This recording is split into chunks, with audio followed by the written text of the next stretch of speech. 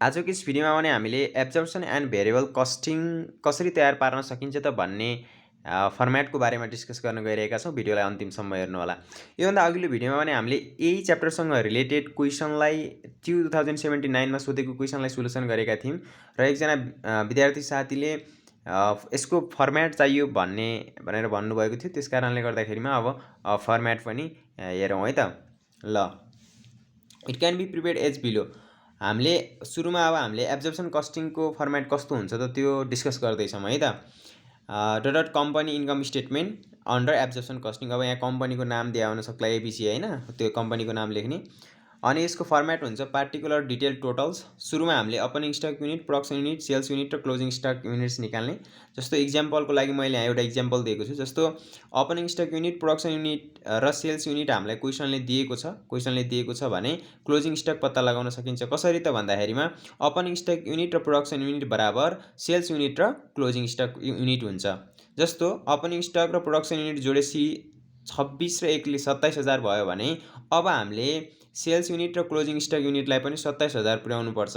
तर हामीलाई क्वेसनले मानिलिउँ सेल्स युनिट 25,000 दिएको छ भने क्लोजिङ स्टक चाहिँ 2,000 थपेर 27,000 हुन्छ। यसरी हामीले कुनै एउटा युनिट दिएको छैन क्वेसनले भने यसरी हामीले निकाल्न सक्छौँ है त। यसलाई कसैले बाहिरै वर्किङ नोटमा गरेर देखाउनुहुन्छ पनि र टेबलभित्रै राख्दा पनि झन् राम्रो हुन्छ है त। त्यसपछि अब हामीले क्यालकुलेसन गर्नुपर्छ सेल्स एमाउन्ट हो। यो सेल्स एमाउन्ट क्यालकुलेसन गर्नको लागि सेल्स युनिटलाई सेलिङ प्राइसले मल्टिप्लाई गर्ने र टोटलमा राख्ने, जसलाई हामीले यसले डिनोट गऱ्यौँ। त्यसपछि हामीले एब्जर्प्सन कस्टिङबाट इन्कम स्टेटमेन्ट तयार पार्दैछौँ भने कस्ट अफ गुड्स सोल्डभित्र भेरिएबल म्यानुफ्याक्चर र फिक्स म्यानुफ्याक्चर दुइटै कुरालाई इन्क्लुड गर्नुपर्छ र यिनै दुईटाको के हुनुपर्छ त रेट हुनुपर्छ है त। कस्ट अफ गुड्स सोल्डभित्र के पर्छ? भेरिएबल म्यानुफ्याक्चर र फिक्स म्यानुफ्याक्चर हो, यो दुईटाको रेट हुनुपर्छ। अब भेरिएबल म्यानुफ्याक्चरभित्र कतिवटा आइटम पर्छन् त भन्दाखेरिमा जम्मी 5वटा आइटम्सहरू पर्छन्। डाइरेक्ट मेटेरियल, डाइरेक्ट लेबर अथवा wages, direct expenses, variable overhead, variable manufacture, यसकै synonym factory production, factory work overhead भन्न सक्छ। हो, यी सबैको के हुनुपर्छ त भन्दाखेरिमा रेट हुनुपर्छ है त। रेट हुनुपर्छ। र अर्को छ फिक्स म्यानुफ्याक्चर हो, त्यो फिक्स म्यानुफ्याक्चरको आइटम्स एउटै हुन्छ। फिक्स म्यानुफ्याक्चर जसलाई प्रोडक्सन अथवा फ्याक्ट्री वर्क ओभरहेड भनेर भन्न सक्छ। यसको पनि के हुनुपर्छ त भन्दाखेरिमा रेट हुनुपर्छ। हो, यो फिक्स म्यानुफ्याक्चरको चाहिँ कहिले कसो रेट दिएको हुन्छ एमाउन्ट निकाल्ने र एमाउन्ट दिएको बेला रेट क्यालकुलेसन गर्नुपर्ने हुन्छ। त्यसपछि आएकोलाई भन्छौँ हामी कस्ट अफ गुड्स म्यानुफ्याक्चर। यसको पनि रेट राख्नुपर्छ। रेट कहाँबाट आउँछ त भन्दाखेरिमा हो, यहाँबाट आउँछ है त। तपाईँले 2079 को सोलुसन हेर्नुभयो भने बुझ्नुहुन्छ यो फर्मेट हेरेर। यहाँ रेट आउँछ। त्यसपछि कस्ट अफ गुड्स म्यानुफ्याक्चरभित्र के कुरा इन्क्लुड गर्नुपर्छ त भन्दाखेरिमा ओपनिङ स्टक र क्लोजिङ स्टकलाई जोड्ने। ओपनिङ स्टक क्यालकुलेसन गर्नको लागि युनिट, ओपनिङ स्टकको युनिट जुन यहाँ हुन्छ माथि टेबलमै हुन्छ हो, त्यो युनिटलाई चाहिँ rate of cost of goods sold, rate of COGS भनेको यहाँ जति रेट आउँछ नि हो, त्यो रेटले मल्टिप्लाई गरेर यहाँ राख्ने। त्यस्तै गरेर क्लोजिङ स्टकलाई लेस गर्ने, क्लोजिङ स्टक युनिटलाई रेट अफ सिओजिएसले मल्टिप्लाई गरेर क्लोजिङ स्टकमा राख्ने। र आएकोलाई भन्छौँ हामी cost of goods before adjustment हो। यो cost of goods before adjustment कसरी आउँछ त भन्दाखेरिमा कस्ट अफ गुड्स म्यानुफ्याक्चरमा ओपनिङ स्टक एड गर्ने र क्लोजिङ स्टक लेस गरिसकेपछि आएको एमाउन्ट हो यो। हो, यसमा चाहिँ अब हामीले यसमा ओभर र अन्डर हेर्नुपर्छ। हो, यो फिक्स म्यानुफ्याक्चरले गर्दाखेरिमा ओभर र अन्डर हुन्छ। यदि under absorption of fix manufacture ओभरहेडमा अन्डर भयो भने त्यस्तो अवस्थामा हामीले एड गर्नुपर्छ र ओभर भयो भने लेस गर्नुपर्छ। मैले अझै पनि भने यो फर्मेट हेरेर तपाईँले सोलुसन हेर्नुभयो भने बुझ्नुहुन्छ है त यो ओभर र अन्डरको कुरा। त्यसपछि अब हामीले क्यालकुलेसन गर्नुपर्छ cost of goods sold B हो। यो cost of goods sold calculation कसरी हुन्छ त भन्दाखेरिमा यही माथिको कस्ट अफ गुड्स बिफोर एडजस्टमेन्टबाट अथवा कि अन्डर हुन्छ कि ओभर हुन्छ है, कि अन्डर हुन्छ कि ओभर हुन्छ, एउटा मात्रै हुन्छ, फेरि अन्डर हुन्छ कि ओभर हुन्छ। हो, त्यो अन्डर भएको रहेछ भने एड गरेर यहाँ राख्ने र ओभर भएको रहेछ भने यो कस्ट अफ गुड्स बिफोर एडजस्टमेन्टबाट लेस गरेर यहाँ राख्ने है त। ल, त्यसपछि आएकोलाई भन्छौँ हामी ग्रस प्रफिट निकाल्नको लागि त्यो माथिको सेल्स एमाउन्टबाट हो यो कस्ट अफ गुड्स सोल्ड घटाएर ग्रस प्रफिट आउँछ, त्यो सबैलाई थाहा छ। त्यसलाई बीले डिनोट गरेर डिटेलमा राख्ने। त्यसपछि अब हामीले यहाँ के कुरा इन्क्लुड गर्न बाँकी रह्यो त भन्दाखेरिमा हामीले कस्ट अफ गुड्स सोल्डभित्र भेरिएबलको म्यानु र फिक्सको म्यानुलाई इन्क्लुड गरिसकेपछि अब नन म्यानुफ्याक्चर कस्टलाई पनि इन्क्लुड गर्नुपर्छ। हो त्यो नन म्यानुफ्याक्चर कस्टलाई चाहिँ अन्तिममा गएर लेस गर्ने है त। ग्रस प्रफिट निकालिसकेपछि अन्तिममा गएर लेस गर्ने। नन म्यानुफ्याक्चर कस्टभित्र जम्मा जम्मी 4वटा आइटम्सहरू पर्छन् क्वेसनमा, कहिले 2टा कहिले 3टा कहिले एउटा जस्तो दिएको हुन्छ, 2टा दिएको हुन्छ बढी जस्तो, जे पनि दिनसक्छ है त। आउने भनेका यिनी 4वटा आइटम्सहरू हुन्। एउटा पर्छ भेरिएबल अफिस एन्ड भेरिएबलको अफिस एन्ड एडमिन, भेरिएबलको सेलिङ एन्ड डिस्ट्रिब्युसन। त्यस्तै गरेर अर्को फिक्सको अफिस एन्ड एडमिन, फिक्सकै सेलिङ एन्ड डिस्ट्रिब्युसन। एकदम सजिलो छ, 4वटा आइटम्सहरू पर्छन् र भेरिएबलको अफिस एन्ड एडमिन र भेरिएबलको सेलिङ एन्ड डिस्ट्रिब्युसन एक्सपेन्सेसको रेट दिएको छ भने त्यसलाई चाहिँ सेल्स युनिटले मल्टिप्लाई गरेर डिटेलमा राख्ने है त। रेट दिएको हुन्छ, रेट दिएको रहेछ, एमाउन्ट दिएको रहेछ भने त एमाउन्टमा सिधै राख्ने भइहाल्यो। रेट दिएको छ भने सेल्स युनिटले मल्टिप्लाई गरेर डिटेलमा राख्ने। त्यसपछि फिक्सको अफिस र फिक्सको सेलिङको चाहिँ एमाउन्ट दिएको हुन्छ धेरै जस्तो 99% जस्तो एमाउन्ट दिएको हुन्छ। यदि रेट दियो भने त्यस्तो अवस्थामा नर्मल क्यापासिटीले मल्टिप्लाई गरेर डिटेलमा राख्नुपर्छ है त।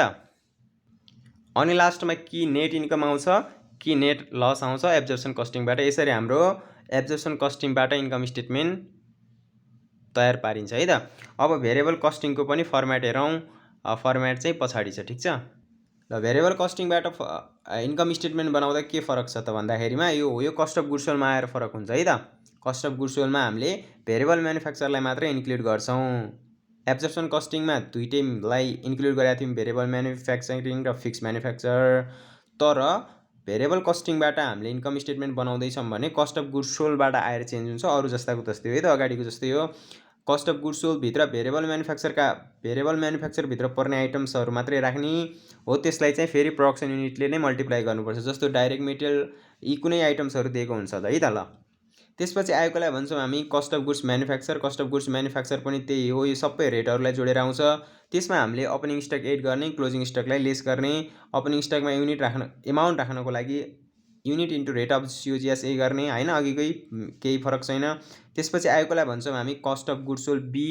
Cost of goods sold B यो ओपनिङ स्टक र क्लोजिङ स्टकलाई लेस गरिसकेपछि आएकोलाई भन्छौँ हामी cost of goods sold be.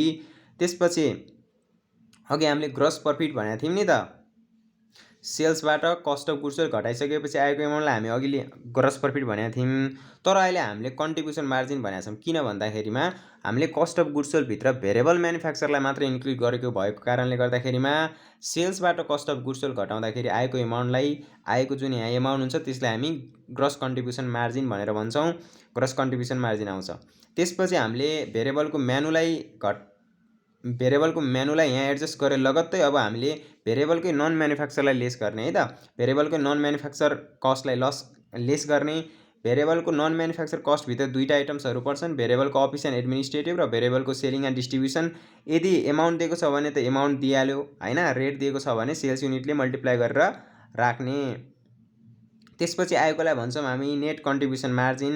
Net contribution margin यही कन्ट्रिब्युसन मार्जिनबाट दुईटा आइटम्सहरूलाई घटाइसकेपछि आएको एमाउन्ट चाहिँ नेट कन्ट्रिब्युसन मार्जिन हो। यो एमाउन्टबाट यो घटाएको आएको एमाउन्टलाई हामी नेट कन्ट्रिब्युसन मार्जिन भन्छौँ। त्यसपछि अब हामीले के कुरा एडजस्ट गर्न बाँकी छ त भन्दाखेरिमा फिक्सको म्यानु र नन म्यानु दुइटैलाई एडजस्ट गर्न बाँकी छ। किनभने हामीले भेरिएबलको म्यानु र नन म्यानुलाई एडजस्ट गरिसकेपछि फिक्सको म्यानु र नन म्यानुलाई पनि एडजस्ट गर्नुपर्छ। हो त्यो फिक्सको म्यानुफ्याक्चर र नन म्यानुफ्याक्चरलाई चाहिँ अन्तिममा गएर एडजस्ट गर्नुपर्छ। लेस फिक्स कस्ट भनेर म्यानुफ्याक्चर प्लस नन म्यानुफ्याक्चर, त्योभित्र तीनवटा आइटम्सहरू पर्छन्। फिक्सको म्यानुफ्याक्चर त्यसको synonym production, factory work overhead भन्न सक्छ। यसको चाहिँ एमाउन्ट दिएको हुन्छ, एमाउन्टमा राख्ने सिधै। त्यसपछि फिक्सको अथवा रेट दिएको हुन्छ, अथवा रेट दिएको रहेछ भने त्यही प्रोडक्सन युनिटले मल्टिप्लाई गरेर राख्ने है त। प्रोडक्सन युनिटले मल्टिप्लाई गरेर राख्ने, एमाउन्ट दिएको भए एमाउन्ट भइहाल्यो। त्यसपछि फिक्सको अफिस एन्ड एडमिनिस्ट्रेटिभ ओभरहेड र फिक्सको सेलिङ एन्ड डिस्ट्रिब्युसन ओभरहेड, यसको धेरै जस्तो एमाउन्ट गिभन हुन्छ। यदि रेट दिएको रहेछ भने त्यस्तो अवस्थामा नर्मल क्यापासिटीले मल्टिप्लाई गरेर राख्ने। र अन्तिममा आएकोलाई भन्छौँ हामी नेट इन्कम अथवा net loss under variable costing. यसरी हाम्रो भेरिएबल कस्टिङको फर्मेट पनि सकिन्छ। अब हामीले रिकन्सिलिएसन गर्न पनि सिक्छौँ है त। रिकन्सिलिएसनको फर्मेट पनि हेरौँ। अब रिकन्सिलिएसन चाहिँ दुईवटा कन्डिसन भएको अवस्थामा कसरी कन्सिडर गरिन्छ त भन्दाखेरिमा under reconciliation statement 2 condition are to be consider. पहिलो छ when net income or net loss both methods are available. दुईटै मेथडको नेट इन्कम अथवा नेट लस छ भने त्यस्तो अवस्थामा हामीले एक तरिकाबाट हामीले रिकाउन्सिलेसन स्टेटमेन्ट बनाउँछौँ। अथवा अर्को तरिका भनेको when net income or net loss of either absorption costing or variable costing is given. Absorption costing अथवा भेरिएबल कस्टिङको कुनैको नेट इन्कम अथवा नेट लस छ भने त्यस्तो अवस्थामा हामीलाई भेरिएबलको भए एब्जर्प्सनबाट रिकाउन्सिलेसन गर्ने र एब्जर्प्सनको भए भेरिएबलबाट रिकाउन्सिलेसन गर्ने त्यो क्वेसनले नै भनिदिएको हुन्छ है त। ट्यु 2079मा सोधेको क्वेसन चाहिँ फर्स्ट मेथड खालको थियो, किनभने दुईटै मेथडबाट हामीलाई इन्कम स्टेटमेन्ट बनाउन सोधेको थियो, तर दुईटै मेथडबाट नेट इन्कम आएको थियो है त। तपाईँले सोल्युसन पनि हेर्न सक्नुहुन्छ है त, रिसेन्टली पब्लिस भएको छ हिजो। सो अब रिकाउन्सिलेसन स्टेटमेन्ट हेरौँ। यदि दुईटै मेथडबाट हामीले नेट इन्कम अथवा नेट लस निकालेको छौँ भने त्यस्तो अवस्थामा रिकाउन्सिलेसन कस्तो हुन्छ त भन्दाखेरि यस्तो हुन्छ। यी नेट इन्कम अफ एब्जर्प्सन कस्टिङबाट सुरुवात गरेपछि नेट इन्कम अफ भेरिएबल कस्टिङलाई लेस गर्ने र आएको एमाउन्टलाई भन्छौँ हामी different I in net income है त, different I in net income. त्यसपछि हामीले यहाँ एब्जर्प्सन कस्टिङबाट सुरुवात गरेको छौँ भने क्लोजिङ स्टकलाई एड गर्नुपर्छ है त। एब्जर्प्सन कस्टिङबाट सुरुवात गरेको छौँ भने क्लोजिङ स्टकलाई एड गर्ने हो। यसमा एमाउन्ट राख्नको लागि क्लोजिङ स्टकको युनिटलाई फिक्स म्यानुफ्याक्चरको रेटले मल्टिप्लाई गरेर राख्ने।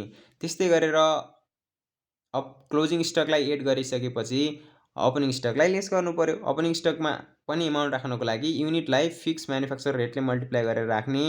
त्यसपछि आएको एमाउन्टलाई हामी डिफ्रेन्ट आई इन स्टक भन्छौँ, डिफ्रेन्ट आई स्टक भन्छौँ। हो यो एमाउन्ट जस्तो यहाँनिर 2000 आयो भने, जस्तो यहाँनिर डिफ्रेन्ट आई नेट इन्कम 2000 आयो भने हो यहाँ डिफ्रेन्ट आई स्टक पनि 2000 नै हुनुपर्छ, एक अर्कोमा इक्वल हुनुपर्छ। हो यस्तै खालको कन्डिसन भएको क्वेसन ट्यु 2079मा सोधेको थियो। हो त्यसको सोल्युसन अलरेडी युट्युबमा छ, प्लेलिस्टमा छ, तपाईँले त्यहाँ गएर हेर्नु होला है त। यो फर्मेट हेरेर त्यहाँ गएर हेर्ने हो भने क्वेसन मजाले बुझिन्छ। सो अब हाम्रो नेक्स्ट तरिका भनेको यो हो। जस्तो एब्जर्प्सन कस्टिङबाट इन्कम स्टेटमेन्ट बनाएको छ भने भेरिएबलको रिकाउन्सिलेसन गर्नुपर्छ, भेरिएबलबाट इन्कम स्टेटमेन्ट बनाएको छ भने एब्जर्प्सनको रिकाउन्सिलेसन गर्नुपर्छ। जस्तो रिकाउन्सिलेसन अन्डर भेरिएबल कस्टिङबाट रिकाउन्सिलेसन गर्दैछौँ भने नेट इन्कम अफ एब्जर्प्सन कस्टिङको इन्कम भेरिएबल कस्टिङबाट इन्कम स्टेटमेन्ट बनाउँदैछौँ भने यो भेरिएबल कस्टिङबाट रिकाउन्सिलेसन गराउँदैछौँ भने एब्जर्प्सन कस्टिङको नेट इन्कम त हुन्छ नि अगाडि, हो त्यसको इन्कम लेख्ने, त्यसमा चाहिँ ओपनिङ स्टकलाई जोड्ने र क्लोजिङ स्टकलाई घटाउने, net income of variable costing आउँछ। त्यस्तै गरेर रिकाउन्सिलेसन अन्डर एब्जर्प्सन कस्टिङबाट रिकाउन्सिलेसन गर्दैछौँ भने भेरिएबल कस्टिङको नेट इन्कम आएको हुन्छ नि त इन्कम स्टेटमेन्टमा, हो त्यसलाई अगाडि राख्ने। त्यसपछि एड, यहाँ हामीले ओपनिङ स्टकलाई एड गरेका थियौँ भने अब हामीले एब्जर्प्सन कस्टिङबाट रिकाउन्सिलेसन गर्दैछौँ भने क्लोजिङ स्टकलाई के गर्ने त भन्दाखेरिमा एड गर्ने र ओपनिङ स्टकलाई लेस गर्ने र एमाउन्ट राख्नको लागि unit into fix manufacture rate गरेर यसरी हामीले रिकाउन्सिलेसन तयार पार्न सक्छौँ है त। सो यो भिडियो तपाईँहरूलाई कस्तो लाग्यो? फर्मेटको भिडियो थियो र क्वेसन सोल्युसन ट्यु 2079मा सोधेको क्वेसन दुईटै मेथडबाट सोधेको थियो, त्यसको सोल्युसन मैले बारम्बार भनिरहेको छु, प्लेलिस्टमा गएर हेर्नु होला। त्यो हेऱ्यो भने यो फर्मेट हेरेर त्यहाँ जानुहुन्छ भने एकदम क्लियर हुनुहुन्छ है त। सो साथीहरूलाई सेयर गर्नुहोस् होइन, इक्जाम आइसक्यो अब त्यही नै हो नि अब होइन, इक्जाम आइसक्यो अनि साथीहरूलाई सेयर गर्ने होइन। अब लाइक्स कमेन्ट सेयर के गर्नुपर्छ गर्नु होला नि, के छ र होइन। ग्रुपहरूमा हालिदियो भने राम्रो हुन्छ क्या, स्कुलको ग्रुपहरू हुन्छ नि। So let's thank you. यो नै थियो है त फर्मेट, एब्जर्प्सन कस्टिङ र भेरिएबल कस्टिङ दुईटैको फर्मेट र रिकाउन्सिलेसनको फर्मेट। इक्जामिनेसनमा यस्तै नै आउने हो। ल थ्याङ्क यू।